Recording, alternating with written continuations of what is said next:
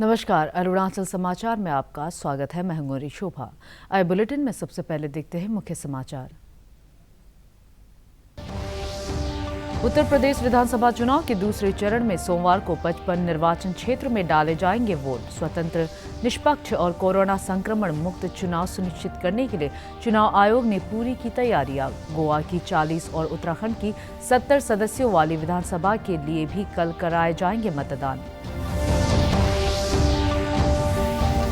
उप मुख्यमंत्री चाउना मैन ने नामसाई में स्थित अपने विधानसभा क्षेत्र चौंगखम में नए एडीसी ऑफिस और ओल्ड सर्किट हाउस की इमारत का किया निरीक्षण। अरुणाचल पाली विद्यापीठ सोसाइटी के कार्यकारी बोर्ड की बैठक में भी लिया हिस्सा। कहा, शिक्षा, स्वास्थ्य और नशा मुक्ति के क्षेत्र में बहुमूल्य सेवाएं कर रही पाली विद्यापीठ सोसाइटी। केंद्र सरकार ने हाशिए पर आए लोगों को आजीविका और उद्यम का समर्थन देने के लिए किया स्माइल योजना का शुभारंभ। केंद्रीय सामाजिक न्याय और अधिकारिता मंत्री डॉक्टर वीरेंद्र सिंह ने कहा, सरकार ट्रांसजेंडर समुदाय और भीख मांगने वालों में आत्मविश्वास और सुरक्षा की भावना लेने के लिए प्रतिबद्ध। उत्तर प्रदेश में विधानसभा चुनाव के दूसरे चरण में सोमवार को 55 निर्वाचन क्षेत्र में वोट डाले जाएंगे। स्वतंत्र, निष्पक्ष और कोरोना संक्रमण मुक्त चुनाव सुनिश्चित करने के लिए मतदान कर्मियों के दल ड्यूटी वाले मतदान केंद्रों पर भेजे जा रहे हैं। उत्तर प्रदेश में 7 चरणों में 10 फरवरी से 7 मार्च तक विधानसभा चुनाव कराए जा रहे हैं। दूसरी ओर गोवा की 40 सदस्यों वाली विधानसभा और उत्तराखंड की 70 सदस्यों वाली विधानसभा के लिए भी कल एक ही चरण में वोट डाले जाएंगे। उत्तराखंड की मुख्य निर्वाचन अधिकारी सौजन्य ने हमारे संवाददाताओं को बताया कि कल स्वतंत्र एवं निष्पक्ष मतदान कराने के लिए पूरी तैयारी की जा चुकी है।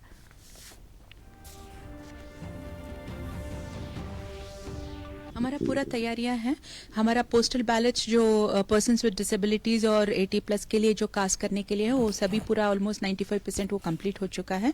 अभी हम कमीशनिंग ऑलमोस्ट कैंडिडेट सेटिंग और कमीशनिंग हमारा ईवीएम्स को जो रेडी करने वाला है वो काम वो भी मोर और लेस हमारा संपूर्ण है। हमारा ट्रेनिंग मोर और less presiding officer PO1, PO2, PO3 का हो चुका है। हमारा मॉडल बूथ्स है मोर देन अराउंड 100 और हमारा जो महिला सखी बूथ जो है वो भी अराउंड 100 है। वहां पे सभी जो हमारा presiding officer PO1, PO2, PO3 सभी लोग जो है वो महिलाएं ही होंगे और महिलाएं इन बूथ्स को रन करेंगे उस दिन जिस दिन इलेक्शन होना है। और वैसे ही पर्सन्स विद डिसेबिलिटी का भी 6 बूथ हम बना रहे हैं ताकि ये सभी सेक्टर्स मतलब ये जब भी महिलाओं के लिए पर्सन्स विद डिसेबिलिटीज के लिए एक एनकरेजमेंट होगा कि वो not only they should come forward and vote but also कि वो they can run the show. या हेतु हम 2 लेवल पे काम कर रहे हैं। एक तो बूथ के लिए हर बूथ में हम मास्क दे रहे हैं, सैनिटाइजर्स अवेलेबल करा रहे हैं और ग्लव्स जो क्योंकि बटन प्रेस करना पड़ता है हर वोटर के लिए ग्लव्स भी हम वहां पे अवेलेबल कराए हैं। सैनिटाइजर्स को यूज करके ही करना। जो भी टेम्परेचर के साथ आते हैं वहां पे वो लास्ट आवर ऑफ द पोल पे वोट कास्ट करेंगे और उसके लिए PPE किट भी हमने प्रिसाइडिंग ऑफिसर्स को प्रोवाइड कर लिया है। अरुणाचल प्रदेश के उप मुख्यमंत्री चाउना मैन ने आज नामसाई जिले में स्थित अपने विधानसभा क्षेत्र चौंगखम में नए एडीसी ऑफिस भवन के निर्माण स्थल का निरीक्षण किया। इस साइट पर अधिकारियों के लिए आवास का भी निर्माण कार्य शुरू किया जा चुका है। उप मुख्यमंत्री ने चौंगखम में ओल्ड सर्किट हाउस की इमारत का निरीक्षण किया। उन्होंने अरुणाचल पाली विद्यापीठ सोसाइटी के कार्यकारी बोर्ड की बैठक में भी हिस्सा लिया और पाली विद्यापीठ संस्थान के पुनरुद्धार के उपायों पर चर्चा की। उप मुख्यमंत्री ने कहा कि पाली विद्यापीठ सोसाइटी शिक्षा, स्वास्थ्य और नशा मुक्ति के क्षेत्र में अपनी बहुमूल्य सेवाएं प्रदान कर रही है।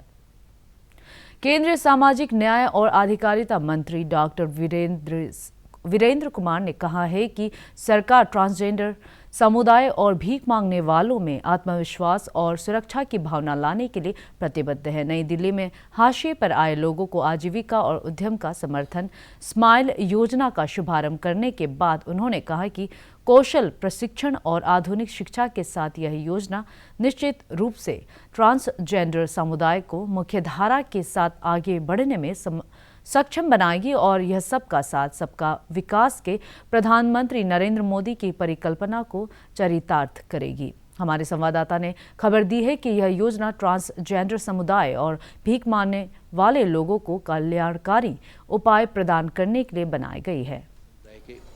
लोग हैं वहाँ आकर उनके ठहरने की, उनके खाने की, कपड़ों की, चिकित्सा की, उसके साथ ही साथ कौशल विकास की, ये सारे उपाय वहाँ पर किए जा रहे हैं। योजना से ट्रांसजेंडर वर्ग के छात्रों के लिए छात्रवृत्ति, कौशल विकास और आजीविका के साधन, प्रधानमंत्री जन आरोग्य योजना से स्वास्थ्य सुरक्षा, गर्म गृह के रूप में आवास, साथ ही भीख मांगने वाले वर्ग के लिए आश्रय, भोजन, वस्त्र, मनोरंजन सुविधाएं, कौशल विकास के अवसर, चिकित्सीय सहायता के अलावा सर्वेक्षण और पहचान जैसी सुविधाएं हैं। एक कंपोनेंट है ट्रांसजेंडर कम्युनिटी का वेलफेयर के लिए और एक कंपोनेंट है जो बेगरी में इन्वॉल्व हैं उनके कॉम्प्रिहेंसिव रिहैबिलिटेशन के लिए है। तो ये मार्जिनलाइज जो ग्रुप्स हैं इसके पहले भी बहुत फोकस हुआ था, लेकिन जो कॉन्क्रीट नहीं था। लेकिन अभी जो गवर्नमेंट ऑफ इंडिया ने जो ये स्कीम स्माइल स्कीम ने अप्रूव किया है, उसके लिए फाइनेंशियल आउटले दिया है। आकलन है कि स्माइल योजना से करीब 5 लाख ट्रांसजेंडर और भिक्षावृत्ति में संलिप्त करीब 4.13 लाख बच्चों के जीवन बदलने में मदद मिलेगी। साथ ही भेदभाव और तंगहाली की जिंदगी छोड़ ये भी मुख्य धारा का हिस्सा होंगे। केंद्रीय सूचना एवं प्रसारण मंत्रालय के अधीन काम करने वाले रीजनल आउटरीच ब्यूरो ईटानगर द्वारा नाहरलगुन के प्राचीन कॉलोनी स्थित आबोतानी विद्या निकेतन में आयोजित किए जा रहे 2 दिवसीय integrated communication and outreach programme का समापन शनिवार शाम को हो गया। आज़ादी का अमृत महोत्सव के तहत 11 और 12 फरवरी को आयोजित इस 2 दिवसीय ICOP में फोटो प्रदर्शनी लगाई गई एवं स्कूली छात्र छात्राओं के लिए विभिन्न गतिविधियां भी आयोजित की गई। इस कार्यक्रम में 15 से 18 वर्ष के बच्चों सहित अन्य पात्र लोगों से अपील की गई कि वे जल्द से जल्द कोरोना वैक्सीन की दोनों डोज लगा लें। लोअर सुबनसिरी जिले के याचुली में निशी समुदाय का प्रमुख त्योहार न्योकुम युलो हर्षोल्लास के साथ आयोजित किया जा रहा है। इसके तहत भाजपा नेता और व्यवसायी लिखा माज ने तालो न्योकुम गोल्डन जुबली नामलो का उद्घाटन किया और बाद में जेम टेरी मेमोरियल फुटबॉल चैंपियनशिप की भी शुरुआत की। पत्रकारों से बातचीत में श्री माज ने कहा कि राज्य के सभी धर्मों एवं क्षेत्रों के लोगों को तालो में आयोजित किए जा रहे न्योकुम उत्सव में हिस्सा लेना चाहिए। उन्होंने कहा कि न्योकुम निशी समुदाय का पवित्र त्योहार है और इसकी पवित्रता से कभी कोई समझौता नहीं किया जाना चाहिए।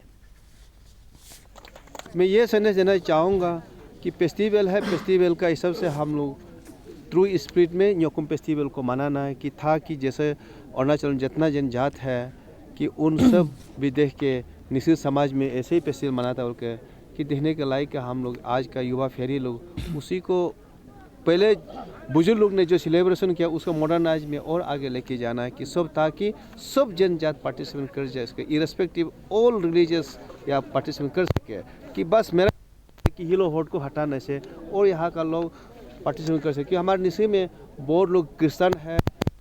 प्लेयर्स को मैं ये कहना चाहूँगा कि जितना पार्टिसिपेट प्लेयर्स है कि स्पोर्ट्स का स्पिरिट को मेंटेन कर भाग लेना है। हमको जितना है बोल के उसमें और स्पिरिट लेके नहीं खेलना, स्पिरिट को लेके खेलना है कि प्लेयर के हैसियत से अच्छा से खेलना है ताकि दूसरा लोग आने वाले दिन में युवा फेरी देखे उस स्पिरिट को मेंटेन करें।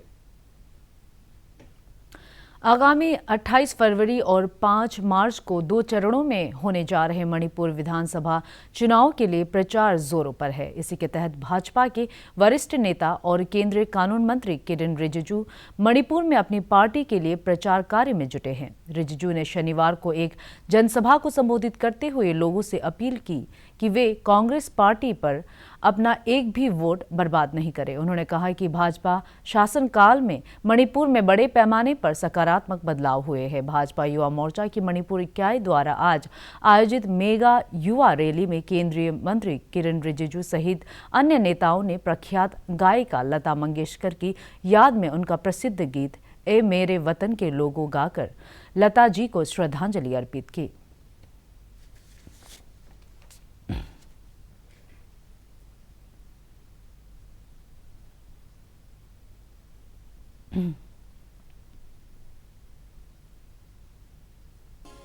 जो शहीद हुए उनकी जरा याद करो कुर्बानी।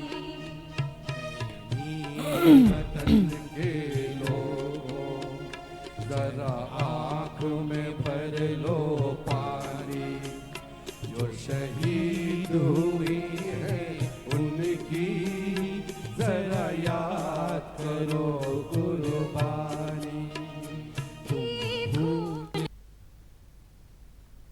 तवांग स्थित दुनिया के दूसरे सबसे बड़े बौद्ध मठ के बौद्ध भिक्षुओं ने आज गुड़गांव के हंस फाउंडेशन के माता मंगला जी और भोले जी महाराज की लंबी आयु और बेहतर स्वास्थ्य के लिए प्रार्थना सत्र का आयोजन किया। तवांग के जिला उपायुक्त KN दामो ने अपने सोशल मीडिया पोस्ट में इसकी जानकारी देते हुए कहा कि इस अवसर पर हंस फाउंडेशन गुड़गांव और सीमांत मंच पूर्वोत्तर के सहयोग से तवांग मठ के बौद्ध भिक्षुओं को जैकेट का भी वितरण किया गया।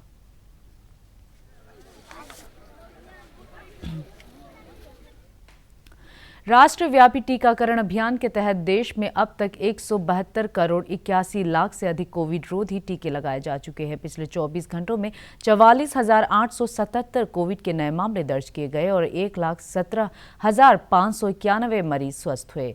इधर अरुणाचल प्रदेश में शनिवार को कोविड संक्रमण के 42 नए मामले सामने आए और 197 रोगी स्वस्थ हुए। राज्य में कोविड के सक्रिय रोगियों की संख्या घटकर 695 रह गई है। शनिवार को कोरोना जांच के लिए 523 सैंपल एकत्र किए गए।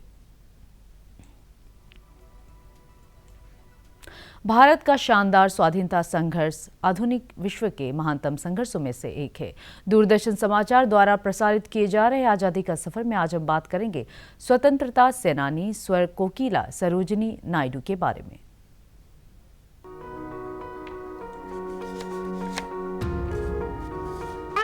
My country says to you, it says in the words of the old Hindu prayer that rises up in every home, night after night, Shanti, Shanti, Shanti, peace, peace, peace.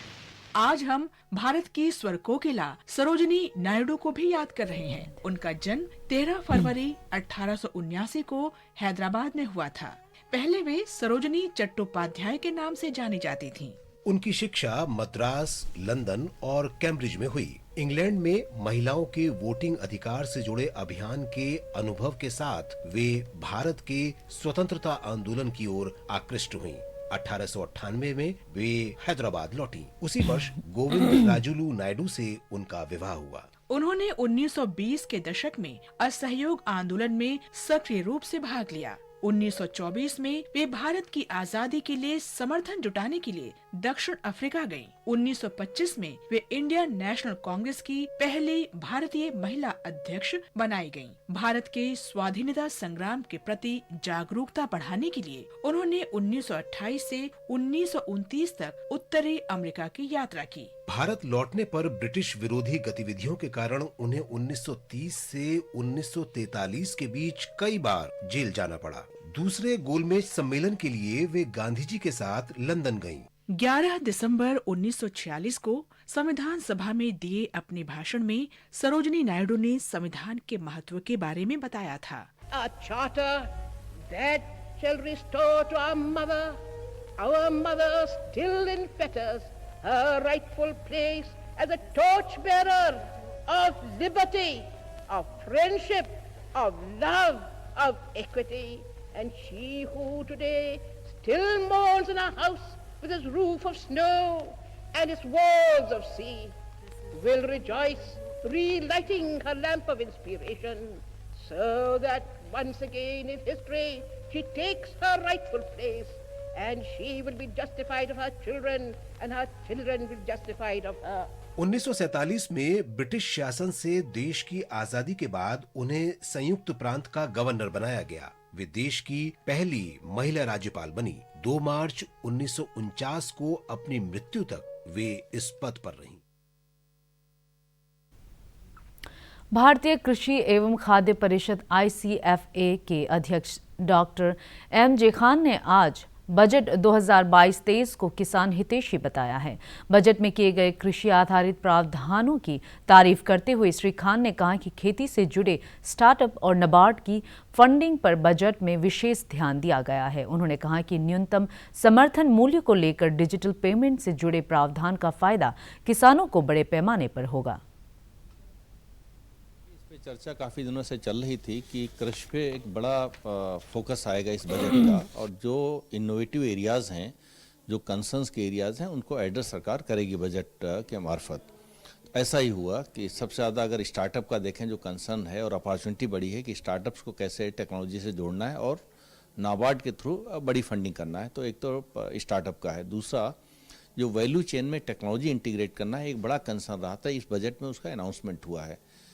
जो MSP पे इस time पे digital payment का एक जो announcement हुआ है, मुझे लगता है उससे फार्मर्स को डायरेक्ट बेनिफिट जो मिलेगा ट्रांसफर पेमेंट का। रिसर्च एंड इनोवेशन को इंडस्ट्री से जोड़ के डिलीवरी सिस्टम परफेक्ट करते हुए फार्मर्स को डिलीवर करना, और कहीं ना कहीं आज विश्व रेडियो दिवस है। इस अवसर पर आकाशवाणी दिल्ली ने अपने FM रेनबो चैनल पर आज सुबह 8 बजे से शाम 4 बजे तक 7 घंटे का टॉकेथॉन कार्यक्रम प्रसारित किया। टॉकेथॉन के हिस्से के रूप में आकाशवाणी ने आज सुबह FM रेनबो पर आधे घंटे के ओपन फोरम का भी आयोजन किया। आकाशवाणी के प्रधान महानिदेशक N वेणुधर रेड्डी ने आकाशवाणी की विश्वसनीयता विषय पर श्रोताओं के साथ बातचीत करते हुए उन्हें शुभकामनाएं दी। इसके अलावा प्रसार भारती के CEO शशि शेखर वेम्पति के साथ 14 फरवरी की शाम 5 बजे से शाम 6 बजे तक एक ओपन हाउस सत्र का भी आयोजन होगा।